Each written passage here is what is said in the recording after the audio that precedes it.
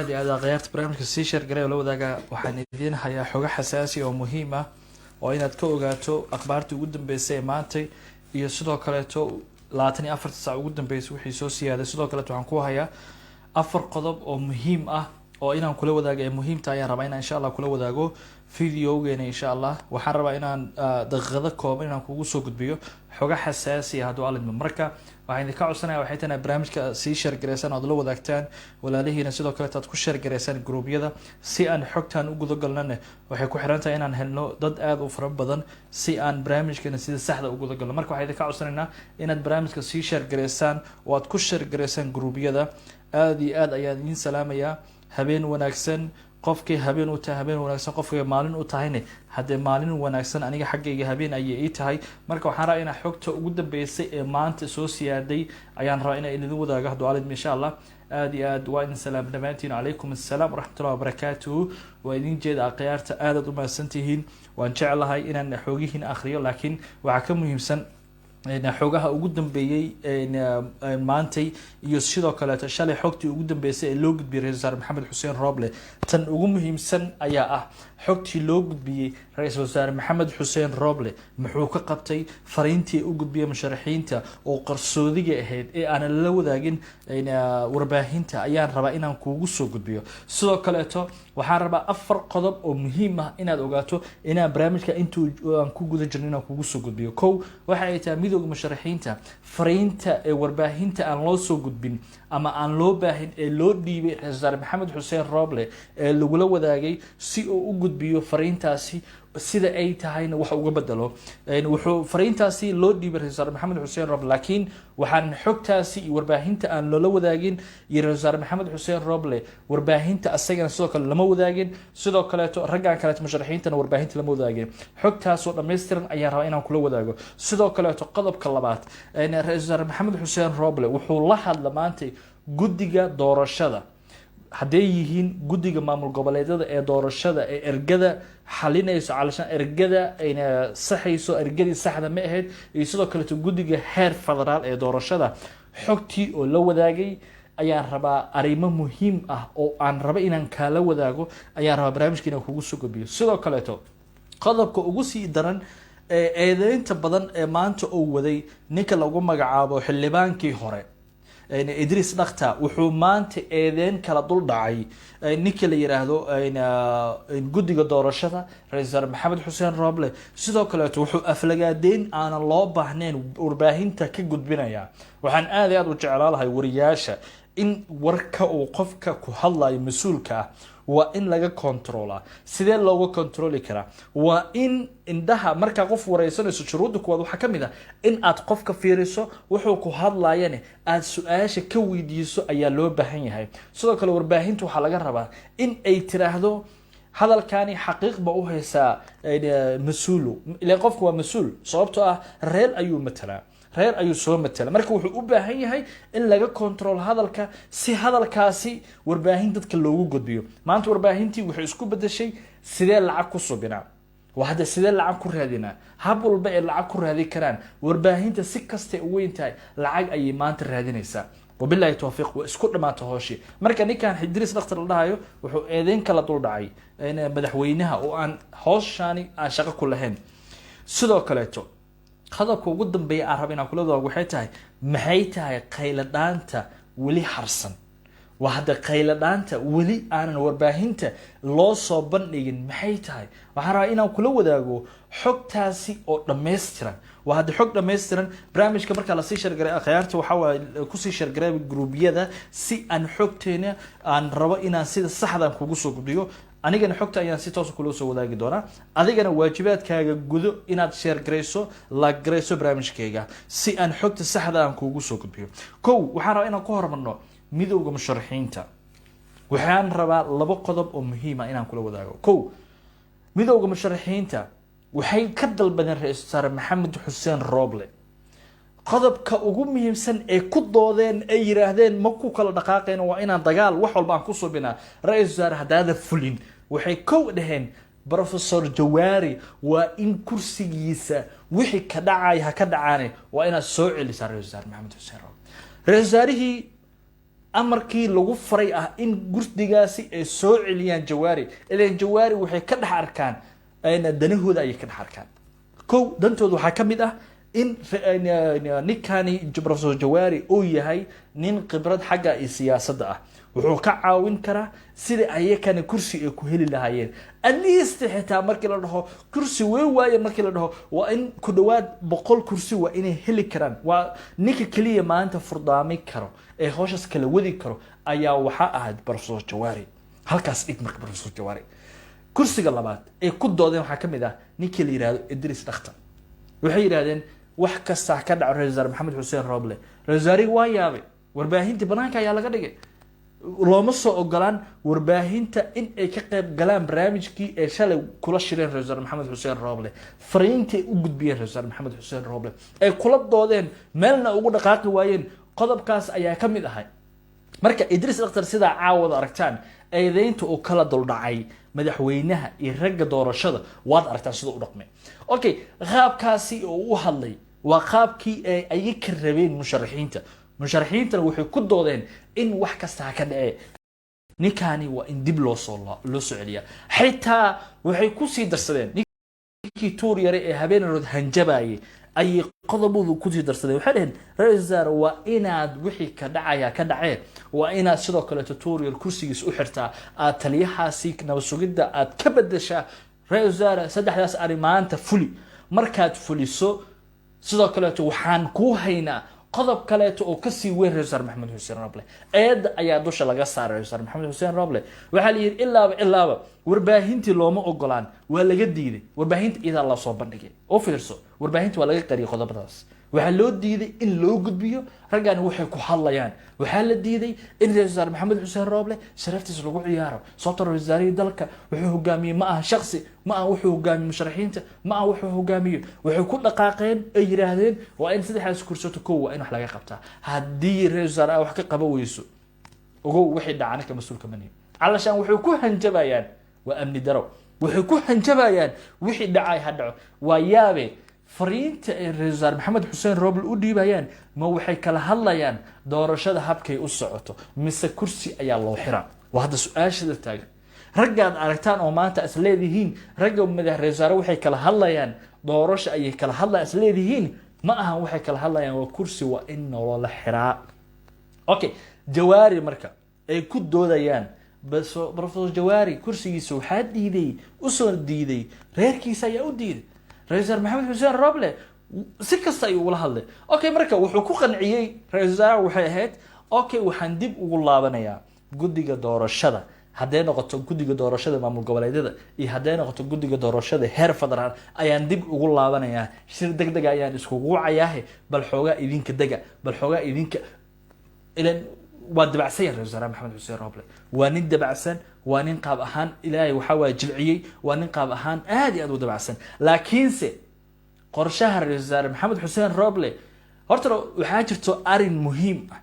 Ra'iisul iyo madaxweynaha arinka ka dhaxeeyo ma aha in hadda ka hadlo waxa laga qaaday Ra'iisul Maxamed Xuseen Roble balamo oo hadda dhigtay oo rabo in sanadka dambe dib ugu soo laabto oo ka qayb qaato dawladnimada dambe qorshooyin badan oo madaxweynaha uu ku xiray asagana ay jirtay oo laga qariyay warbaahinta waliba si hoosada loo xaliyay ayaa jirto arinkaasi hajirta muxume taasi xilligeeda ayaan ugu hadli doonaa ma ahna hadda marka Ra'iisul waxa lagu amray intaasi Ra'iisul markii intaas lagu amray maanta wuxuu dib iskugu yeeray guddigii doorashada wuxuu maantay shir jaraa'id lahaay guddiga doorashada heer federaal iyo maamul goboleed okay maxaa marka ay ka wada hadleen arinkaas fariintii oo waday Ra'iisul Maxamed Xuseen Roble ma gudbiyay sidii ay u rabeen ma u gudbiyay Ra'iisul su'aasha taagana sida taa waa may sida uu aragtaan Ra'iisul Maxamed Xuseen Roble maanta ayuu hadlay wuxuu eedeyn dusha kaga dooray oo calashaan eedeyn dusha kaga tuuray raggii doorashada wada macnaha si dadban oo la hadlay oo yiraahday doorashadan waa in sida ay tahay loo wadaa waa in sida ay tahay u socotaa okay Ra'iisul maxaa looga waayay in uu hakiyo kuraastii علشان جواري أو كفدي إدريس دخته يصير كلا تطور محل لوجو واي إنه يراهدو كراستي هذا اللي جالس دورتي كونفور قلبت يوجل مدق وإن لها كيا وإن دي بلوجو لابتا محا أفكيس اللوجو واي محا أرنكاسي ودعويسي أو شلا بلانكي هاي أو وحي تاجيهن نرجع مشارحين تاعي رزار محا سيف عجرا ماي رزار وحقوق نعي أرنكاني ورباهين تلا الموضوعي كرو أرنكاني وإن سيد خاص الله حليا لكن هذا الكرزار وحكوجتي خطبتي وجيدنا يقول دورشة وحكوجتي أو مهم إن لقنا واجيو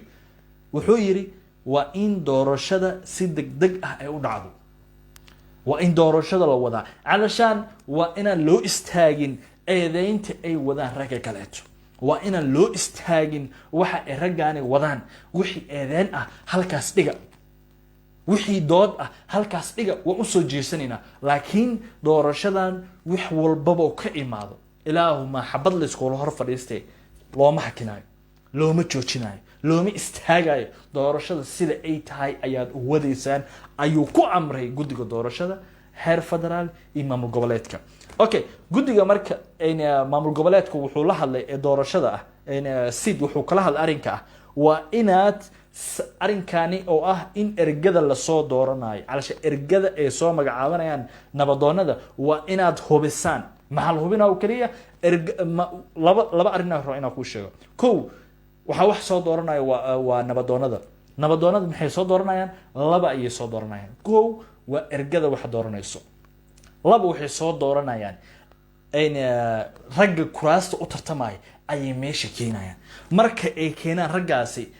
إرجدني وكينا يعني رجل جودي دورشة مركا أي سيد مركا وحي شق كليهن إن إرجداسي بس أي صحيح أي صحان أنت قفض إلى جربه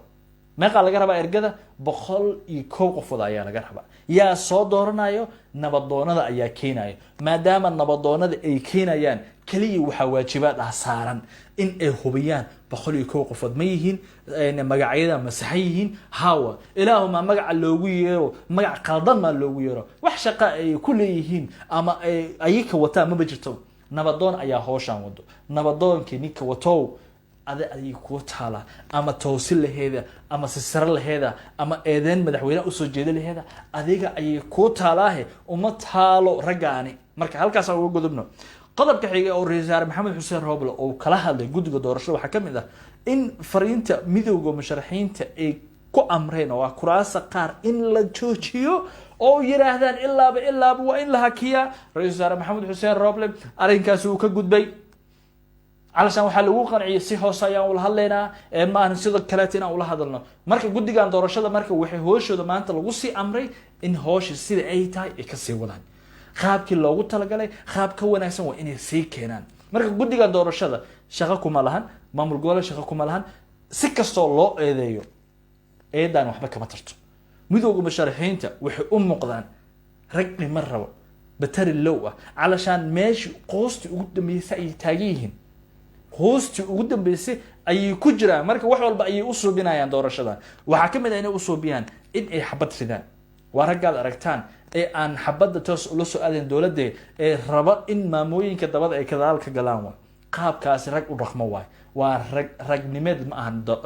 dagaal ragnimeed ma aha arrinkaasi waa arrin ka baxsan ayna bil'aadnimada in aad maamooyinka dabada ka gashaan okay aan u soo gudbo ninka ugu muhiimsan rabo inaan ka hadlo waxa waaye Idris Dhakhtar in la dhaho wuxuu eedeen iyo aflagaado kala dul dhacay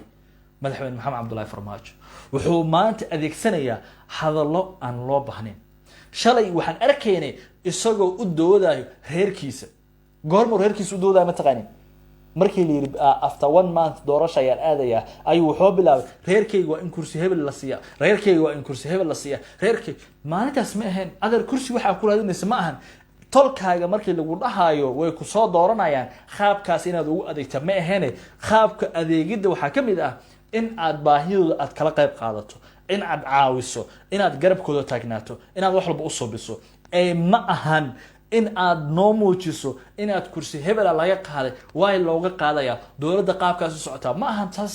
taasi ma ahan in aad kursiga rag ku soo doorto in aad saas ugu hadasho ma ahayn okay wuxuu maanta eed kala dul dhacaya waa madaxweyne maxamed cabdullaahi farmaajo wuxuu ku leeyahay kursigaani waxa ku diiday madaxweyne maxamed cabdullaahi farmaajo madaxweyne maxamed cabdullaahi farmaajo doorashada macna la taagan meel kastaba madaxweynaha maalin kasta meel la taagan oo dhahayo doorashada qaabka ma dhacayso qaabka ma aha qaabka aad doonayso qaabkaasi ma aha qaabka aad u hadlaysane qaab la dhageysan karo oo maanta bil aadan ka qaadan karo haba yaraatee ma jirto taasi adigay ku gaartaay xildhibaano kursigaaga hadii lagu yaacay hadii haska hadlin mataataca loo hadlaad u hadlaysaa ujeedo kale aad damacsan tahay ma aha kursi waxa nin kasta kursi laga boobo ama kursi laga qaato waa ooya I don't know why uu ooyna adeero shalay maxaa ku timid laftarkaaga xoog iyo qabaca ku timid xashig maxmuud la wareysana arkay hadda kor sidoo kale eedan laga soo jeediyay arkay waxa la doorashadii hore midowga musharaxiinta waxay dhahay arrinkaas midowga musharaxiinta waxay weydiin su'aal ah xasan sheekh maxmuud xasanow niyo doorashadii aad soo qabanaysay iyo doorashada maxay kala duwan tahay waa su'aal musharaxiinta ay ka laftirkooda ku wareereen ku jah wareereen shalay ay isweydiinayaan xasanow ama gaaga ku dhacay shalay arkaysa horta asaga in taag iyo waxa ku haray iyo si kala ku soo hartay sababtoo ah isaga wuxuu suubiyay hadda waxa lagu socdo wax ka weyn ayuu suubiyay aan ku sheego waxa la su'aasha markii la weydiiyay jawaabtii waxay noqotay wuxuu yiri ani xogta saan ku helo waay ma ahan aniga waxaan iskaga hadlay laakiin xogta saxda aan ku helo waay xasan wuxuu yiri niyahow aniga waagaan joogo dhahay oo aan doorashada qabanay niyahow aniga xildhibaanada soo baxsado dhahay aniga gacanteeda ku soo baxsaday aniga keensado dhahay علشان أنا قرتي أنا كرسي رجع كفديسي أنا دورشة رجع أخبتي أنا وحول بيسو بين إرجع واحد دورني السنة هذا كنتني كو قفودنا هاي كنتني كود قفودنا أنا رجع وطي هاي رجع عن وطني وحيو عديناين نيك كرسي أنا الرب أيو عديناين وحكي بحسب يسجر نبضونا أودكم ملهن وعداي هات ذنبا فرما جمال إسكال إجمع معنا أود دورشة وحاب إسكاله نبضونا ذا marka wuxuu dhahay fiiri isbarbardhig marka shalay maanta isbarbardhiga oo isku meel dhiga xasan maxamed oo afkiis ku sheegay oo yiri doorashadaas aniga maamulayo gud aniga ma nabadoon u ahay laakiin maanta doorashada socoto waxa nabadoon ka ah beesha iskale kursigaasi ayaa nabadoon ka ah iyada wax soo xuleyso iyada keenayso ergana waxa laga dhigay 101 qofoodna cid maanta laaluush ama lacag sii kartaani habeeraate ma jirto doorashadani faraha way ka baxday xitaa waxa la iska diiday 17 December heshiiskii waxa ku jirta in la saxiixo 301 qofood oo erga ah ayaa lagu balamay وهذا 300 qofood oo erga ayaa lagu balamay waa 300 qofood oo erga imisaal lacag la sii karaa marka anigu waxaan qabay in 300 qofood oo farmaajo sida uu doonayay ahayd in la keeno ayaa aniga laftirkeyga qabay in maanta laga dhigo kuraasa sida taa loo yeelo marka ninkan wuxuu qaabkay maanta u socotane ergadiina waa 100 qofood nabadoonadiina waa dhowr qofood marka wuxuu xashan maxamed oo qishsi ragaari musharaxiinta ninkaad eedeynaysaa doorasho kuma lahan ninkaad eedeynaysaa doorasho bob ma wade nabadoonada bob ka wado nabadoonada wax soo xulanayo nabadoonka ayaa oranaya kursiga ninkaana ku haboon kursiga ninkaan ku haboon hal mid iga qoro hal mid hal iga qoro waxaad ogaataan aad iyo 303 qof way aad u maasantaa brada waa xasuusin wanaagsan macnaha 301 qofood aan ku qiyaasay waana keenay marka hal mid ay idin sheegaa marka waxaad ogaataan waxa jirto علشان هذا الكي وحكم إذا هاي يعني وحيت محيت قيلانات ولي هرسن أربعة إن أنت كوجو معنا عن كوجو حرو وحاجرته قيلان كبدا ما أنت وحاجرته أيا ولي قرصون ورباهين تللو ذاك وحاجرته قيلان أنت عن كبدا ولي عن صائفة بحين وقيلان كبدا أنت عن أيا ولي صائفة بحين أو أنا بناك إيمان لكن حد أي بناك إيمان دون تاهي وقال أوكي يك إيمان دون تاه لبا ويك إيمانيسا كو xildhibaanada maanta kuraas ku fadhiyay shalay ku dooday dawladnimada inay burburiyaan horta waxaad ogaataan 80% kursigaas kuma soo laaban doonaan waa taqana xildhibaanada maanta dawladnimada maanta jeclaa in ay burburiyaan waliba mucaaradka ku rabsiinayay in maanta dalka la burburiyo waxaad iga ogaataan oo iga qortaan 80% kursigooda inay ku soo laabtaan qalqiid ayaa ku jiro وقيل دانت ولي هرسن أي كميتاي أما أكسونا لهذا أما إسكدي لهذا خيل دانت ولي هرسن أي كميتاي مركا ديدت كان حوجا يروح حواي وكلال السائدة يا جرو marka daayso aan diidaa marka muraaxadna maro inaa isticmaalo marka waxay tahay qeyladaantu wali harsan ayaa ka sii darano xillibaano waxa jiro oo wali aan la soo bandhigin laakiin doorashadoodu dhima tahay markii la gaaro doorashadoodu ayaad ogaa doontaan qeyladaanta saxda min ku sii darso raggaasi soo qeylo dhaamin doono waxaad ogaataan in maanta qoriga ay qaadan doonaan ay dhihi doonaan waxaan ku dhawaaqnay badbaado qaran وهذا حلمان كسومانت laga badiyo ama kursiga Israa'iilka u diidaan waa in ay ku dhawaaqaan badbaado qaran tala kala ma hayaan haddana eedooda marka laga ma waayo madaxweyne farmaajo ay kursiga noo diido war farmaajo mee qofooda noqon kara ma boqol iyo kow qofooda noqon kara farmaajo ma nabadoonadii farmaajo ah war maalin kasta farmaajo idin ka hor muuqdo ma haytani farmaajo ma aragina nacmana maalin kasta farmaajo eedanaysa maxaa ku eedanaysa inaad doorasho kuma lahan doorasho ma maamulo doorasho lacag kuma bixiyo wax oo maamulo ma lahan maxay taa waxaad ku eedeynaysan maxay taa wax lagu eedeey meesha ma bataalba kufraada ku salaama maxay taa wax lagu eedeey meesha ma taalo wax lagu eedeeyo hadaba meesha ma taalo farmaajo doorasho shaqo kuma lahan wax oo maamulo ma lahan nin kasto kursigiisa ee nabadoonku u diidaan waxay eeda kala duldhacayaan madaxweyne maxamed cabdullaahi farmaajo muxuu ku leeyahay qana فهذا مامور doorashada asan noo diido kursigiisa xildhibaanka ugu dambeeyay xildhibaan aqtar oo eedeynta qaadarada badan ee reer baadinimada ku dhisan tahay ee aan maskaxiyan loo fikirin ee caayada iyo aflagaadada ku wado asagoo kala waa habeen dab wuxuu ku leeyahay ku soo hor fadhiisana wuxuu ku leeyahay waxaan ku dhawaaqnay in badbaado qaran dib loo dhiso la hubeeyo dawladnimada la burburiyo bari uu ku dhawaaqi doonaa waxa uu qarsoon ayaa ka badan maanta wali waxaad aragtaan waxyaabihii aad ku yaraa laakiin waxa ka badan waxa u qarsoon ayaa ka sii daran wada waxa u qarsoon ayaa ka sii daranoo maanta wuxuu doonayaa in dawladnimada boolaftirkeeda la burburiyo oo dalka dib kaga baxo intaas ayuu doonayaa howl kale iyo shaqo kale uu leeyahay ma jirto xildhibaan kasta markuu wuxuu doonayaa maanta in uu eedeyn kala dulco dawladnimada okay qayla dhaanta wali harso waxa kamid ah ragga musharaxiinta ah ee magacyaalka ah ee damacsan in xildhibaan ay noqdaan bari u shaqeysanayo sidee xildhibaan ku noqon doona ma aha musharax madaxweyne magacaayay wataan waxay ku leeyihiin aniga waxaan ahay midowga musharaxiinta ayaan kamid ahay waxaan u tartamayaa madaxweynenimada ayaan u tartamayaa hal xabo oo habeeraatay ma jirto waa gabactu zero nilwa hal xildhibaan oo maanta la gorgortami karana habeeraatay ma jirto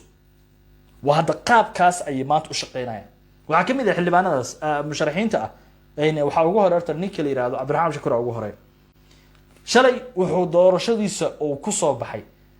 وهم بلينا الناس صابت الله بعضه أنا حتى وحاول ما أنت دانت تستمل هاي قاب كاس مهلا علشان لا بعض أيوه ساس أنت وحود معسين هاي كرسي حل ما نما إنه دول كيسة وحران أيوه ما أنت دمعسين هاي وحناش يجري aniga waxaan kamid ahay raggii shalay madaxweyne maxamed abdullaahi farmaajo codkiisa oo ka bariyay ee aan siiyay ayaa kamid ahay oo dhax laba cod ninkii laga bariyay ee codkiisa dadka jeclaa inuu siiyo ayuu kamid ahay magac ahaan ayuu iska wataa waxa ku xigo nila daahir geel ayaa ku xigo wuxuu iska wataa magaca midowga musharaxiinta ayuu iska wataa wax ziira wax niil ah meesha waxba kuma haayo calashan waa dadka doonaya maanta eedeynta ugu horeyso dadka ay ka soo baxdo waragaasi رجع وجوه رأيه إذن تود ورجعسي حسن الشيخ محمود تمام أركيسيد شريف إذن مأركيسيد حسن علي قيره أو إذن دولة دمد مأركيسيد مدور بحولية همبليو مد كسر حكولية همبلي أيو كولية وحكو قصبية مركا إن دورشة أنا أوير هذا ودورشة جرتو دورشة وحكو قصبية إنه ده ودورشة صعته وقاب والبابا إنه قطبة أسعته مركا قاب كاسي دولة دمكم اسمه مركا dadka qaar ay ku fikirayaan maanta dawladnimadeena in ay qaabkaas u shaqeyso ayaa maanta ka tirsan midowga musharaxiinta aan u soo gudbo marka ragga kaleeto inta saddexdaas nin kicin aan ku sheegay kow xasan ali qeere labo shariif saddex xashin maxmuud waa rag muujinaya kalsooni wali waa rag wali is aaminsan in ay maanta doorashadan ka qayb gali karaan waa rag wali aaminsan in doorashadan wali u tartami karaan raggaasi marka waxay aaminsan yihiin in doorashada mar kale xataa dhibcaha ugu badan ay heli karaan raggan kaleeto marka wali waxay taagan yihiin dhibcihii ugu hooseeyay ayay taagan yihiin marka maanta waxay ku qasban yihiin waxay dhaheen Soomaali ku mahmaaday afeef hor lahaw ama afeef dambe lahaw waa maamaha ee Soomaali ku mahmaaday raggan marka waxay sii hor dhiganayaan afeef hore ayay sii dhiganayaan oo ah doorashadan waa diinay waa qaadacnay wax kastoo ka soo baxo ragga qaar oo kamid ahne maanta hambalyo ayay dirayeen oo ka tirsan midowga musharaxiinta ragga qaar ka tirsan si hoose ay u hambalyeynayeen ninka ka soo baxay koonfur galbeed xildhibaanka ah wuxuu sheegay hadal aad iyo aad u cajiib ah hadalkaas waxa kamid ah ninkii nasiib u leh ayaa kursigan ku soo baxay waana aniga wuxuu ku hadlay kalsooni ayuu ku hadlay haddana wuxuu sheegtay waxaan kamid ah ragga ayna mucaaradka ku ah dowladnimada okay waa sax wuxuu yiraahdaa inuu siracsiiyay kursiga ninkii calaf u leh ayaa helo waa sax waxaan la yaabay ragga qaar way soo hambaliyeen ragga qaarne si hoose ay ugu hambaliyeen laakiin eedeynta lagu haysto waxa kamid ah maxaa bogaaga igu hambaliyay weysay waxaan la yaabana ragga musharaxiinta qaarne waxay taagan yihiin allo sahla ay taagan yihiin rag ay u hambaliyeen ma hayaan meesha raggii hore u hambaliyeen waxay taagan yihiin waa doorasho qaldan ayay ku soo baxeen yaa uu codeyn doona bari meeqa cod ay heli karaan isku darsa laftirkaaga cabiro inta heli karaan laftirkaaga adiga xataa isku celceli soobi ma heli doonaan wax ka badan aniga content ayaan siiyay inta ugu fiicneed ayaan siiyay content umaleed ma xataa in content-kooda mid kasta oo 10 helaayay waxa heli doono 3 ama 2 qof waxay heli doonaan content-kaas loo kala qaybin doonaa marka waxaan dhilahay doorashada way soo socotaa waatan way soo muuqataa indheena ayaa u jeedno waxay noo jirtaa muddo yar ay noo jirtaa muddo yar kadibna doorashadii ayaa aadi doonaayo madaxweynaha ninkii calaf u lahne wuu heli doonaa ninkii u waayo qoriha qaadan minaad qori qaadatay ee raggii xamr degnaay walla lagu bajicin saas ay ahayd macnaha marka raggii qori qaato adkeysigeeda lahaada hadda qori qaadane naftaada halis galisa taasaan ku sheegaaday nin kasto maanta kamid ah xildhibaan ah eedeen ayuu bari la soo laaban doonaa ragga qaar oo maanta waxa jirto aan rabo inaan ku farxo oo aan rabi lahaa inaan arko jabkooda oo wali aan la gaarin ay jirto laakiin waxa cusub lahay in ay soo baxaan ee maanta yimaadaan kadib ayaan arki doonaa waxay dadka la hor yimaadaan ay dadka u sheegaan yiraahdaan kursi hebel aan ku soo baxnay madaxweynimada qaabkaas aan والله dowladnimadeena waxa hortaagan ma garanayo laakiin waxaan la yaabay oo aan dib ugu soo laabanayo xitaa xildhibaan naqtar eedeyntu oo jeediyay rabaa mid inaan ku dul istaago oo ku dhawaad 4 qodob aan rabaa inaan dul istaago ko xildhibaan naqtar wuxuu ayna calashan yiri maxaa beesha caalamka loogu waayay doorashada socota maanta maxaa beesha caalamka ee u dhex jiri laad ee ku joogi laad calashan meesha codeynta ka socoto maxaa beesha caalamka looga waayay ayuu yiri hadalana kaaga sheegaa marka wax yar ah doorashadan way ka duwan tahay doorashadii hore u soo dhacday 2017 doorashadan way ka duwan tahay ninka madaxweynaha u ah ninkii hore doorashadan ama dalkan fargelinta ay ku hayeen dowladaha shisheeye marra gacantay ka taagteen sababta dowladnimadii ayaa maanta soo muuqatay dowladnimadii ayaa maanta waxay noqotay mid ka madax banaan musuq waxay ka madax banaan tahay in maanta hantida shacabka hal dhaco waa dowladnimadii ugu horeysay ee maanta ifa bixisa ama soo ifa bixisa dhalin maanta wax barata aqoon leh in dalkoodi maanta wax ku qabtaan waxa sidoo kale dowladnimada maanta ay keentay wadamadii shisheeye safaaradaha dibadda ku lahay in ay muqdisho ku yeeshtaan waxa sidoo kale dowladnimada ay abuurtay maanta in dhalintii Soomaaliyeed ee shaqo la'aanta haysatay in ay maanta u shaqeeyaan wadamada ay maanta dalkeena joogaan ee ajnabiga ah shirkadaha ay ku leeyihiin in ay ka shaqeynayaan hay-adihii Soomaaliya gurmadka ka suubinay ee wadamada shisheeye joogi jiray in maan dalkii ay joogaan dalkii ay ka shaqeeyaan waliba waxa u shaqeeyay dhalin wax baratay oo aqoon leh waa dowladii ugu horeysay ee qaabkaas u suubisa ragga qaar oo maanta beesha caalamka u qaylo dhaaminayo waa ninkan aad aragtaan Eliga Idris Dhakhtar la dhaho ee ka soo jeedo koonfur galbeed waaye ee ku tusaale qaata ragga u alalaasayo in beel caalam ay ka qayb qaadato doorashada Soomaaliya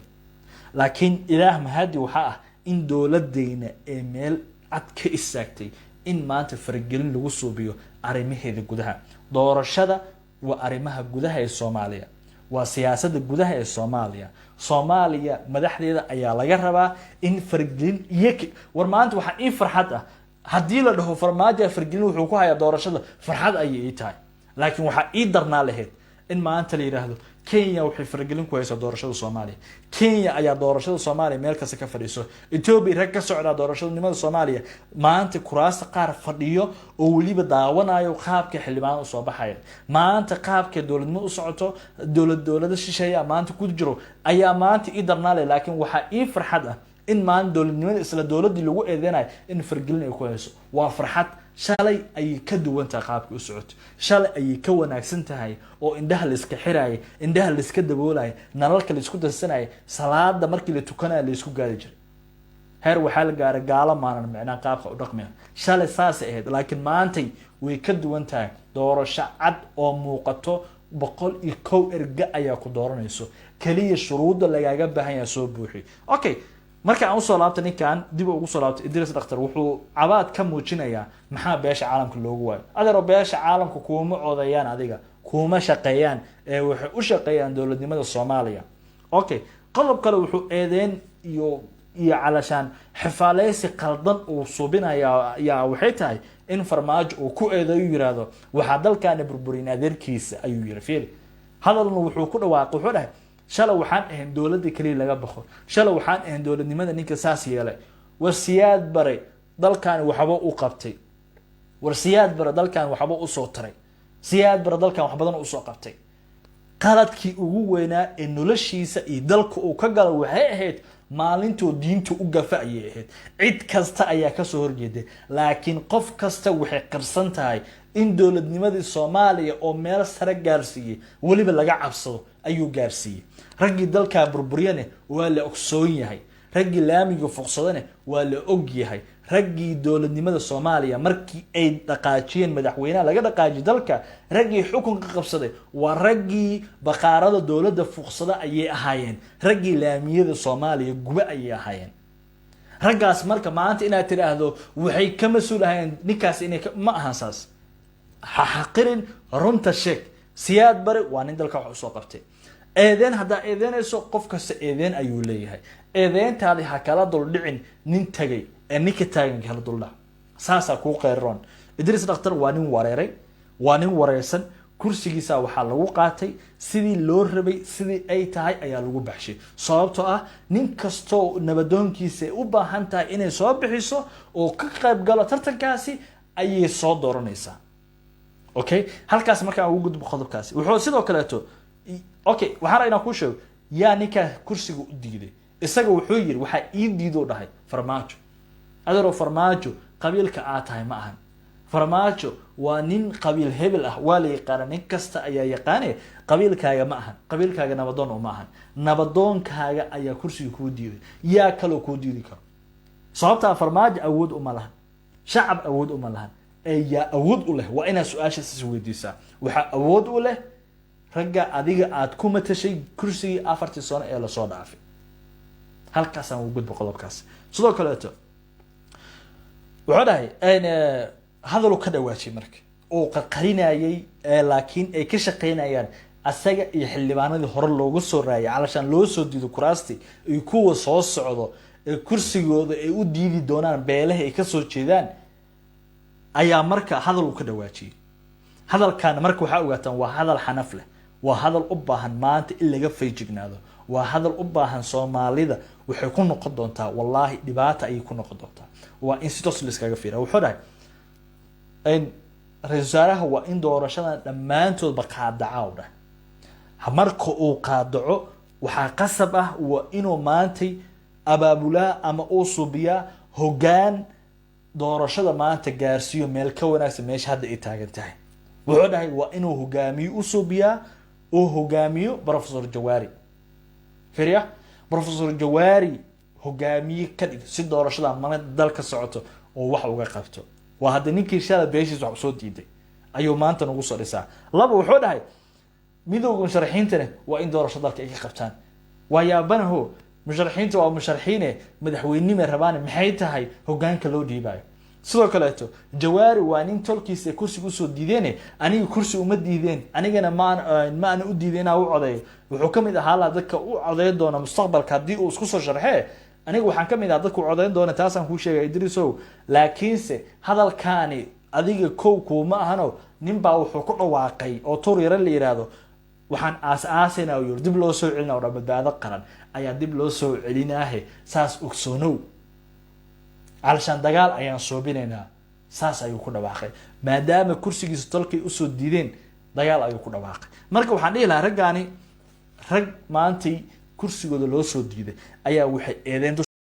شكل دعيان رجزارها مدحوينها يرجي هرؤتين مركب هذا رتلك على هذا كرسي كوسود ديدان إذا دو شان جلس اللعنة إذا أنت هذا ميل جوني كديو ساسا كورالين عنك إلين إذا كلا قوم هنا marka doorashada dalkani ka socoto waxaan ku soo gabagabay lahay doorashada habka u socoto